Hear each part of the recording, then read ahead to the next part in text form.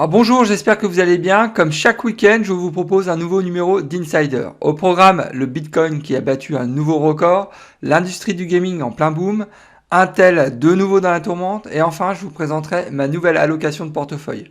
Restez avec moi, on se retrouve tout de suite après le jingle.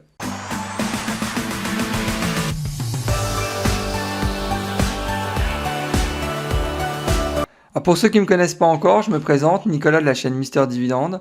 Mon objectif financier, c'est de construire un revenu stable et sécurisé en investissant en bourse.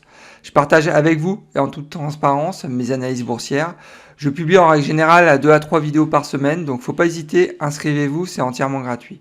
Je rappelle que mes épisodes sont disponibles en podcast et c'est nouveau, vous pouvez aussi rejoindre la communauté sur Discord, le lien est dans le commentaire de la vidéo. Avant de démarrer, n'oubliez pas de liker ma vidéo, c'est vraiment très important pour soutenir la chaîne. Je tenais aussi à vous informer que je ne suis pas un conseiller financier, qu'il est important de prendre le temps nécessaire pour faire ses propres recherches avant d'investir en bourse. C'est pas parce que je partage mon portefeuille d'actions que vous devez foncer tête baissée pour copier mes positions. Gardez toujours votre esprit critique, c'est vraiment le meilleur moyen de faire de l'argent en bourse. Commençons par un point marché, à savoir que la meilleure performance de la semaine est attribuée au S&P 500 qui a pris 1,64%. La moins bonne performance de la semaine est attribuée au Nikkei 225 au Japon qui a perdu un peu plus de 0,90%. Si on prend un peu plus de recul, on constate que la meilleure performance sur un mois, faut se tourner du côté de la Chine avec le Shanghai SE50 qui a pris quand même un peu plus de 6%. Donc c'est vraiment énorme. Là, je pense que c'est vraiment la confirmation d'un rebond du marché boursier en Chine. C'est assez intéressant de voir ça parce qu'en parallèle, on annonçait vraiment une crise profonde en Chine. Donc moi, ça me fait toujours sourire quand j'entends ça. Sinon, la meilleure performance depuis le début de l'année, c'est quand même le CAC 40 qui a pris 21,30%. Donc, c'est vraiment une très belle performance de la part des Français. Bravo à eux. Sinon, je voulais aussi signaler la performance en demi-teinte du Nasdaq qui a pris depuis le début de l'année un peu plus de 17%. Le Nasdaq qui nous avait habitués à des performances stratosphériques, puisque je vous rappelle, depuis 3 ans, le Nasdaq a doublé. Donc, en 3 ans, l'indice a pris quand même 102%, donc c'est vraiment énorme. Moi, je considère que le Nasdaq a réalisé vraiment une performance en demi-teinte depuis les 3 premiers trimestres de l'année, et je crois à un rebond très fort du Nasdaq sur le dernier trimestre de l'année. Alors ça n'engage que moi bien évidemment, mais moi j'y crois à fond et c'est la raison pour laquelle je vais, je pense, investir davantage sur le Nasdaq sur le dernier trimestre de l'année. Alors bien évidemment, je partagerai l'intégralité de mes trades sur le Discord et je vous invite aussi à nous rejoindre sur le Discord. On est vraiment une communauté très sympa. Bien évidemment, le sujet numéro 1, ce sont les investissements. C'est vraiment très intéressant de partager les bons plans avec toute la communauté. Donc n'hésitez pas, venez, c'est entièrement gratuit, il faut en profiter. Sans surprise, le Bitcoin qui bat un nouveau record avec un peu plus de 66 000 $. C'est vraiment hallucinant cette croissance en fait du Bitcoin depuis maintenant un peu plus d'1 an. Alors, ProShare, donc comme je vous l'avais annoncé la semaine dernière, a lancé son premier ETF. Le symbole c'est BITO. Alors j'insiste, j'en parle maintenant de manière régulière sur ma chaîne. Je pense que le Bitcoin est une opportunité d'investissement vraiment très très intéressante pour tout type d'investisseurs. La crypto commence à être régulée puisque maintenant on commence à voir apparaître les premiers ETF. Et je pense que si vous êtes un investisseur long terme, je dis bien long terme, il y a vraiment des coûts très très intéressants à réaliser, alors soit sur le Bitcoin, soit sur d'autres cryptos ou même sur des sociétés qui sont exposées au Bitcoin. J'en ai noté 4. Marathon Digital, symbole MARA, MicroStrategy, symbole MSTR, Bitfarms, symbole BITF et Bitmining, symbole BTCM. Le gaming en plein boom, l'industrie est en croissance de 12% par rapport à 2020, sachant que 2020 c'était déjà une année record. Le principal contributeur de cette croissance, c'est la commercialisation en fait des nouvelles consoles de jeux vidéo. Alors là, les grands gagnants, comme d'habitude, on les connaît, c'est Sony, Microsoft et Nintendo. Moi, pour le coup, je suis simplement exposé sur Microsoft. Mais là où je voulais aussi revenir, c'est sur les éditeurs donc, de jeux vidéo, ceux qui créent le contenu. À savoir que les meilleures performances sont donc Madden avec la société Electronic Arts, FIFA et NBA avec la société Tech2 et Candy Crush avec la société Activision. Alors ce qui est intéressant de voir, c'est qu'on a une industrie qui fait du plus 12. On a donc des records aussi de vente de jeux vidéo avec ces trois sociétés. Donc, et en parallèle de ça, on a donc ces trois sociétés qui sont ici, que je vous ai mis en jaune, qui sont avec des performances négatives depuis le début de l'année. On a Tech2 qui perd 17%, on a Electronic Arts qui perd un peu plus de 4% et Activision qui perd presque 17%. Donc vous avez, c'est ça qui est assez intéressant, c'est que vous avez une croissance vraiment très importante de l'industrie et en même temps les titres de ces trois sociétés qui prennent cher depuis le début de l'année. Donc moi je pense que là très clairement il y a des opportunités. Alors il y a des opportunités pour les investisseurs qui sont orientés sur la croissance, mais aussi qui sont orientés sur le long terme et qui sont conservateurs, puisque par exemple Activision verse un dividende depuis maintenant quelques années. Alors c'est vrai que le dividende il est pas extraordinaire, il est en dessous de 1% de mémoire, mais par contre la croissance du dividende est vraiment très importante. Donc je vous invite aussi à regarder de plus près ces trois sociétés parce que je pense que là effectivement il y a quelque chose à faire. Sur ma chaîne Mister Dividende, je vous montre comment j'ai réussi à gagner 300 $ par mois de revenus passifs grâce à mon portefeuille d'actions à dividendes croissants.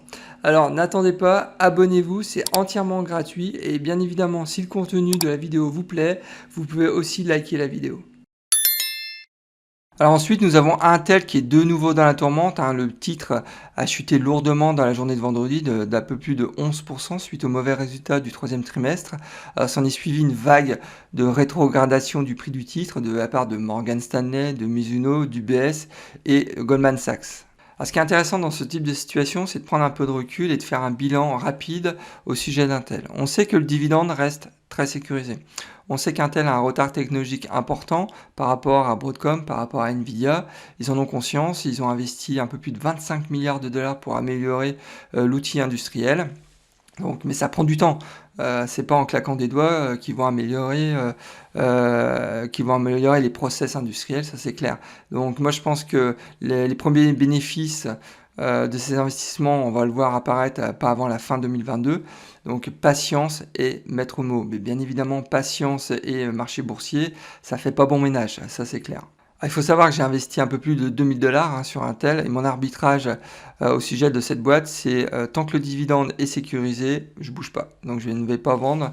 C'est pas parce que le titre a perdu un peu plus de 11 points hier que je vais commencer à m'affoler.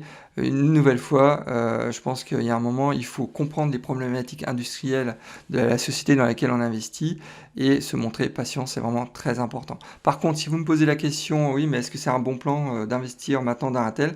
Je vous dirais peut-être pas, justement. Il y a quand même, ça comporte quand même un risque, parce que là, ils sont vraiment en profonde mutation industrielle. Mais je pense que si vous souhaitez investir dans les semi-conducteurs, il serait peut-être plus intéressant d'investir peut-être dans Broadcom. J'avais fait une vidéo sur le sujet, donc je vous invite à regarder aussi cette vidéo, ça pourrait vous donner aussi quelques indices intéressants. Passons à la nouvelle allocation de mon portefeuille. Alors, il faut savoir que jusqu'à présent, je présentais mon portefeuille global, mais je pense que pour améliorer la visibilité de mes investissements et aussi répondre à une demande forte de la communauté, j'ai séparé en 4 parties mon portefeuille. On va appeler ça des compartiments ou des sous-portefeuilles. Donc, à savoir que j'ai un portefeuille maintenant pour donc la retraite, un portefeuille plus conservateur, un portefeuille pour les titres de croissance et un portefeuille dit spéculatif, sachant que le portefeuille spéculatif, jusqu'à présent, je ne l'avais jamais présenté, donc parce que c'était essentiellement de la crypto, mais bon, maintenant que le marché commence à être régulé, donc je vais pouvoir partager en toute transparence aussi mon portefeuille de crypto. Donc à savoir que le point commun de ces 4 portefeuilles, ce sont en fait des investissements long terme. Systématiquement, c'est du long terme, même sur la partie spéculative. Moi, je ne fais pas de trading court terme, donc ça ne m'intéresse pas. Je suis très mauvais aussi dans ce domaine. Donc moi, je sais investir uniquement sur le long terme. Donc ce que je vous propose dans un premier temps, c'est de vous présenter les critères du portefeuille retraite. Alors mon objectif, quand j'investis pour ma retraite, hein, c'est de préserver le capital tout en percevant un revenu stable et sécurisé. Ça, c'est vraiment très, très important pour moi.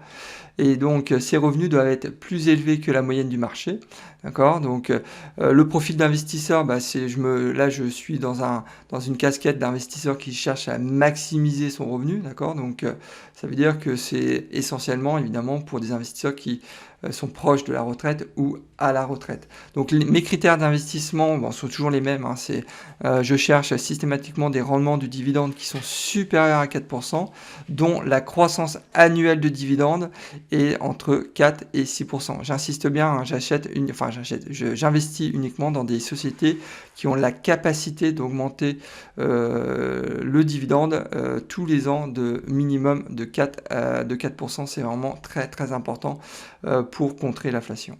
Alors mon objectif chiffré, c'est d'atteindre une projection de mon revenu passif sur un an de 4 000 $ à la fin 2022, donc ça me laisse un peu plus d'un an. Et je pense qu'il est aussi important que quand vous investissez pour votre retraite ou pour un autre type d'investissement, de se fixer des objectifs. Je pense que ça, c'est essentiel parce que si vous n'avez pas d'objectif, on ne sait pas trop où on va et en règle générale, on se perd. Donc c'est pour ça que sur l'ensemble de mes portefeuilles, il y a toujours un objectif chiffré qui est clair.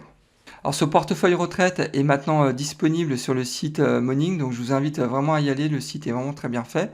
Donc vous pouvez maintenant consulter librement mon portefeuille, donc de ligne à ligne, donc on va pas le faire ensemble, hein, ça serait trop long.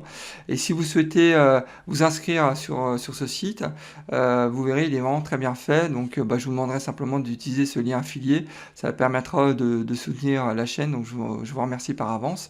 Donc en quelques mots, ce portefeuille retraite donc, a une valeur totale de 54 700 $ environ. Donc ma projection de mes revenus passifs est estimée à 2398 $. Je vous rappelle que l'objectif de ce portefeuille fin 2022 est d'atteindre 4 000 $. Et mon rendement sur les montants investis est actuellement de 5,2%. Il faut savoir que j'en rendrai public mes autres portefeuilles, c'est-à-dire que le portefeuille conservateur sera publié le samedi 30 novembre, le portefeuille de croissance sera publié le samedi 6 novembre et enfin le portefeuille spéculatif sera publié le samedi 13 novembre. Passons aux principales hausses de dividendes, à savoir que Healthcare Service Group a augmenté son dividende de 0,6%, Stepan a augmenté son dividende de 9,8%, ainsi que Lincoln, symbole LECO, qui a augmenté son dividende de 9,8%. AEP a augmenté son dividende de 5,4%, Seagate qui a augmenté son dividende de 4,5%, Huntington Bancshares a augmenté son dividende de 3%, HP, donc c'est le record de la semaine, a augmenté son dividende de 29%. Je vous invite à regarder HP, il y a peut-être quelque chose à faire. Magellan a augmenté son dividende de 1% et enfin Crown Castle a augmenté son dividende de 11%. Au programme de la semaine prochaine, il y aura 4 vidéos, dont 2 revues de société. La première, ça sera Tractor Supply, la seconde, Leggett & Platt. Je partagerai aussi avec vous mes prochains investissements que j'ai prévus sur novembre. Et le week-end prochain, il y aura comme d'habitude un numéro Insider épisode 7. Alors on arrive déjà à la fin de cet épisode, alors j'espère que le contenu vous a plu. Dans ce cas-là, n'oubliez pas de liker ma vidéo, c'est vraiment important pour soutenir la chaîne et m'encourager à continuer ce type de contenu.